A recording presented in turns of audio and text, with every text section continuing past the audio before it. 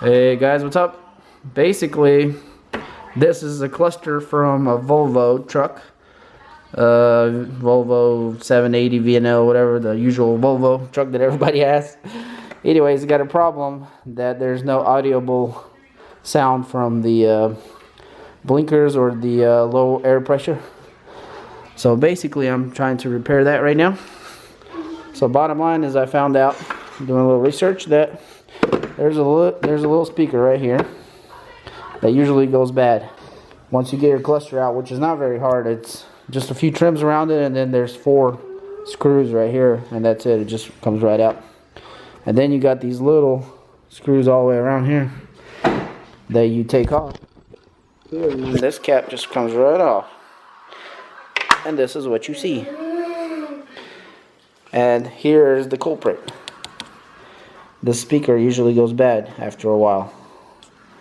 So normally this is the problem, what I heard. I mean, there could be other problems obviously involved, but this is normally the problem. Alright, so basically the way to check if this is good or bad, the way I did it at least, is I used the multimeter here and I put it into ohms. So if you connect, this is, by the way, these are just mounting brackets on this side, and this is the actual signal wire and / mounting brackets. The ohms on this is like 1 kilo ohms, which is basically only should be a few ohms since it's an 8 ohm speaker. So basically that tells me that this speaker is basically has an open circuit, so it's not gonna work. It's basically dead. So somewhere in there the little wire broke loose or somewhere got cut. Basically it's not operable. Most likely that's what's going on. So here's the new speaker. It's the same size. I think it's 1.25 inches, or not 1.25 inches. I think it's 1.4. But it's 36 millimeter. That's probably going to be more useful. So, and it's 8 ohm, 0.5 watts. There we go. Solder a few wires to here and then to here. Doesn't really matter which one's positive or negative because this is a AC signal, because this is a speaker. Don't really matter. I'm just gonna put it right on top of this, since this is a magnet and this is a magnet here. It just kind of just sticks right on, and that's how it's gonna be. 2 little wires come out of it, connected in here. I got my solder gun ready to go. Alright guys, so I soldered some wires to this new speaker, and basically to those 2 leads right there, which is the signal wire. So let me show you here. Simple as that. Not the best job, but good enough.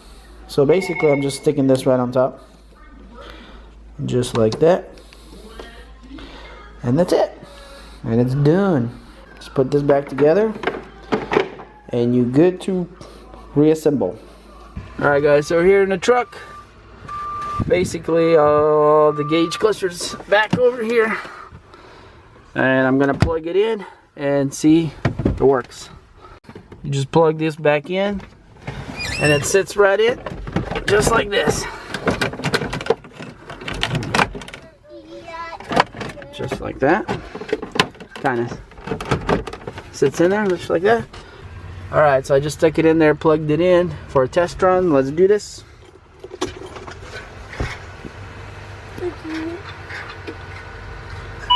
Oh, good signs. I heard something new. Would you listen to that? Success, I would say. Let's see if the turn. Look at that. Awesome. Alright guys, so all those are in. Now basically these trims here, there's a little screw there. At least that's the way on mine. I think most of them are probably like this. And then there's this piece here. The lights, basically there's a little tab there. You go up first. Let's see if I can get this. Well, there we go. Go up first, and then it comes down, and then there's 2 screws in here. So, anyways, and then there's another trim here. Forgot about this guy. He goes up there, clips right in, just like that. So, then you're done pretty much. Then you just gotta stick that VIN in there. Alright guys, so all that's in. And now just got 2 more trim pieces. This one goes on this side. And then there's a longer one that goes, this long one here, it goes all the way across, I guess. So, I got the kids here with me, helping me out, I guess. What's up, guys? Yeah. Having fun in the truck? Yeah. True.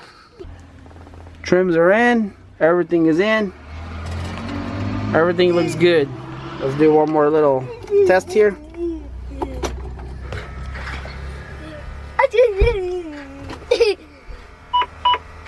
Yep, everything's good. Awesome. Well, I hope this helps somebody, and at least you know how to fix it, kind of. Or if you don't, maybe you can get somebody else to fix it for you. That's not too bad. Instead of replacing the clutch or doing something crazy, this is a pretty simple fix, and it gets you out of trouble from the DOT. Alright, thanks for watching, guys, and see you later.